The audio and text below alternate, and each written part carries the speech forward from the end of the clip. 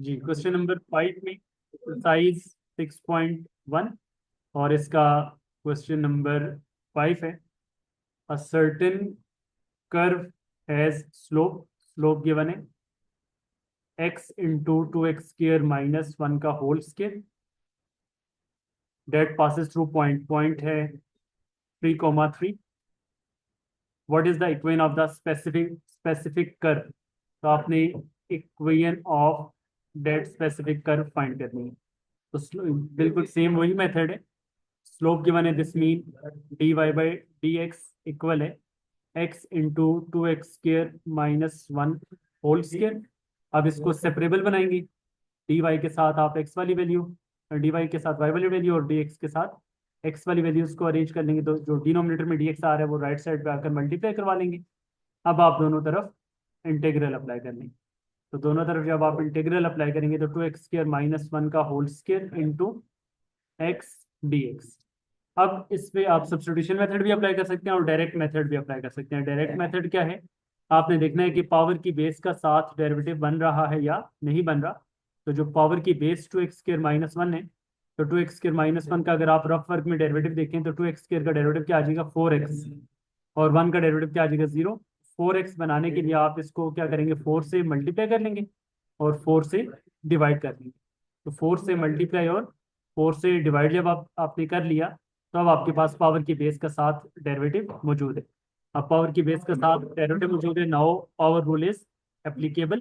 अब आप इस पे पावर रूल अप्लाई कर सकते हैं। तो पावर रूल क्या बनेगा इसका, 2x² minus 1 whole power 3 divided by 3 plus साथ में कॉन्स्टेंट ऑफ इंटीग्रेशन c, और 1 का इंटीग्रल क्या आ जाएगा y आ जाएगा। अब यहाँ पे जो आपके पास पॉइंट गिवन है उस पॉइंट को आप पुट कर लें, x की जगह पे 3 पुट कर लेंगे और y की जगह पे भी 3 पुट करेंगे। तो y इक्वल आ जाएगा हमारे पास 2x² माइनस 1, 2 इंटू 3 का स्क्वायर माइनस 1 का whole cube divided by 12 plus constant of integration c। तो लेफ्ट साइड पे y की वैल्यू क्या पुट कर देनी है आपने, 3 पुट कर देनी है। तो 3 इज इक्वल टू 2 इंटू 3 का स्क्वायर प्लस माइनस 1 का होल क्यूब अपॉन 12 हो गया। अब यहाँ से c की वैल्यू आप सेपरेट करेंगे तो 3 का स्क्वायर 9 इंटू 2 18, 18 माइनस 1 क्या आ जाएगा 17। तो 17 का क्यूब चेक कर लें, 17 का क्यूब क्या आ रहा है, तो 17 का क्यूब अपॉन 12 प्लस सी, और इसको आप लेफ्ट साइड पे लेंगे फिर 17 का क्यूब अपॉन 12, और इसको आप कैलकुलेटर से कैलकुलेट कर लें।